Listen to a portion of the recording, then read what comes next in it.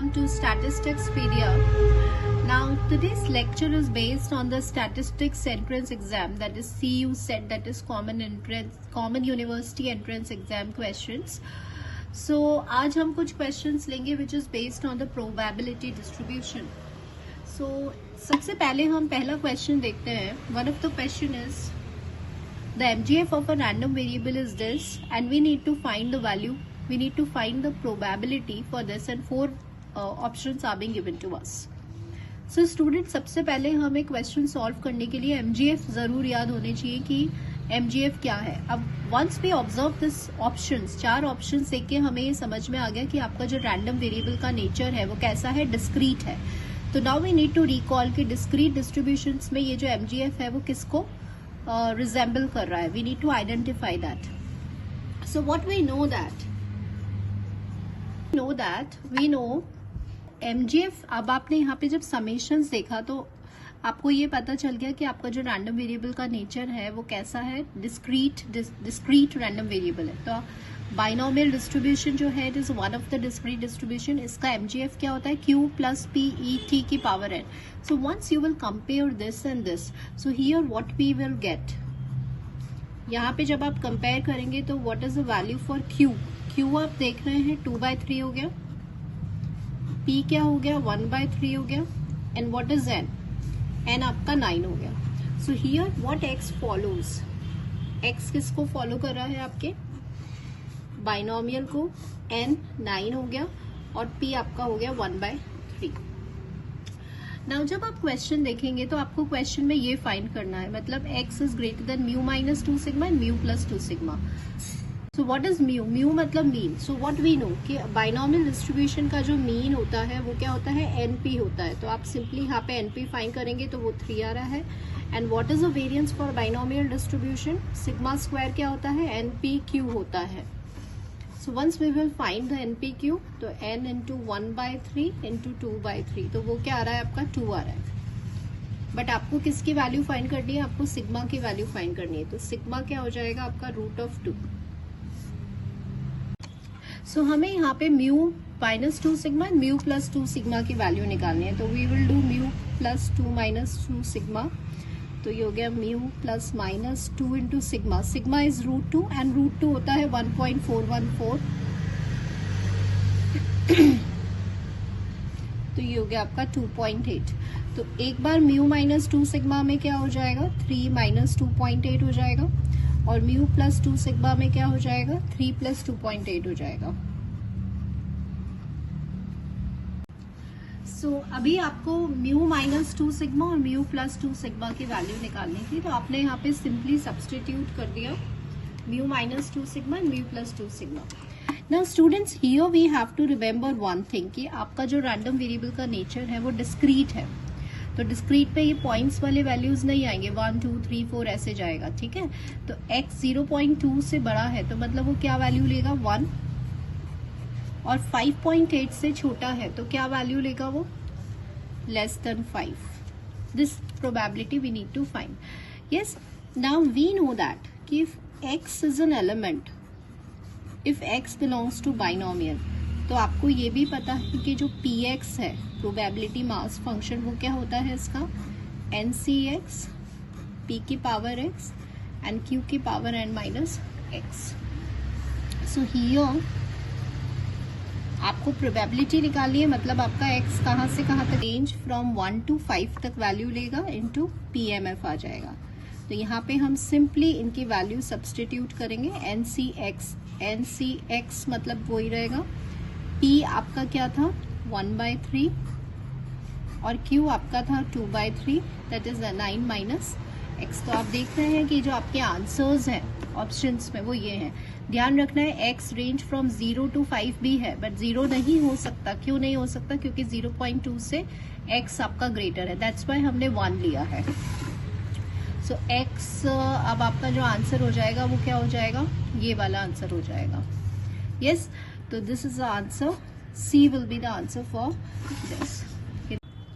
Now the next question is कि let x1 x2 be a random sample from n01, मतलब कि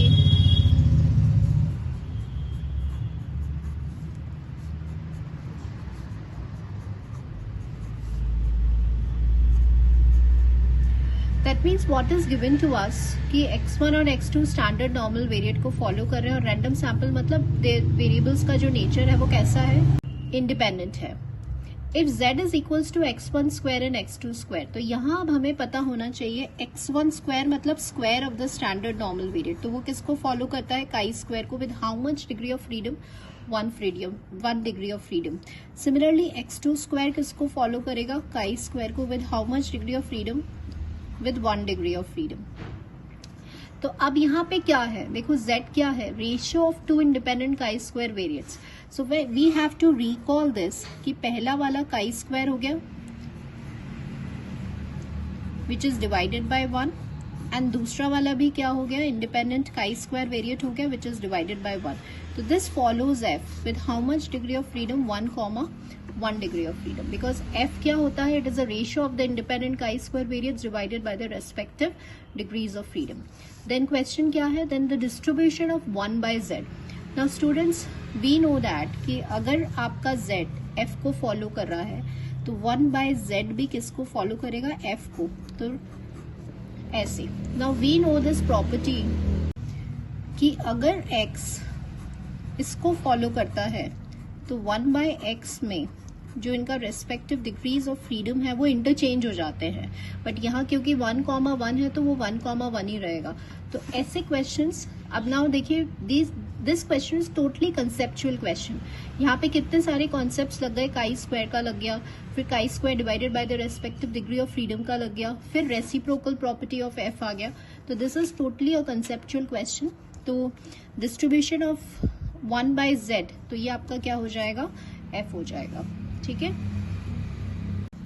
now students here we consider one of the question जो मैंने आपको shorts में दिया था, दैट वहां पे आई टोल्ड यू कि this is a question in which you have to write the answer for this. So अभी हम उस क्वेश्चन का आंसर देख लेते हैं. The median of this when n is even with this.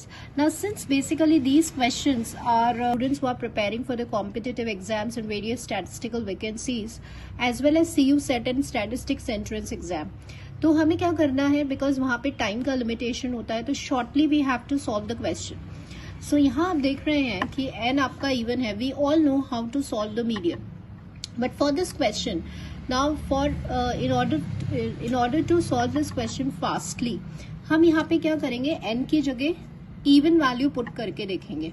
ठीक है. तो सपोज अगर हम n को पुट करते हैं 4, तो आपके पास कॉम्बिनेशन कहां तक जाएगा,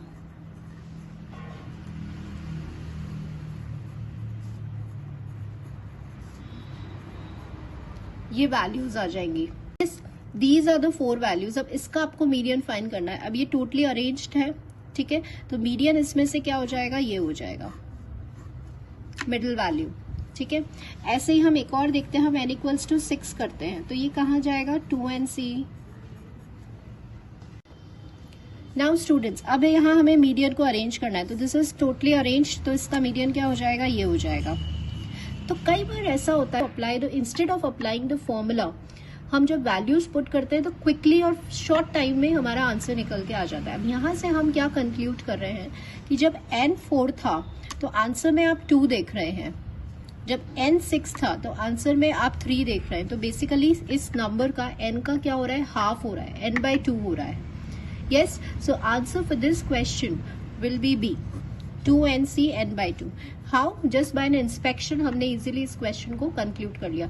इवन आप एक ही वैल्यू रख के आंसर निकाल सकते हैं. ये मैंने सिर्फ आपको समझाने के लिए second n equals to 6 value put करा है. So hope you got this today's short video which is based on the statistics entrance exam and also the CU set also the previous year CU set exam questions. So in the next video we will solve some more of the questions related to CU set. Thank you all the students.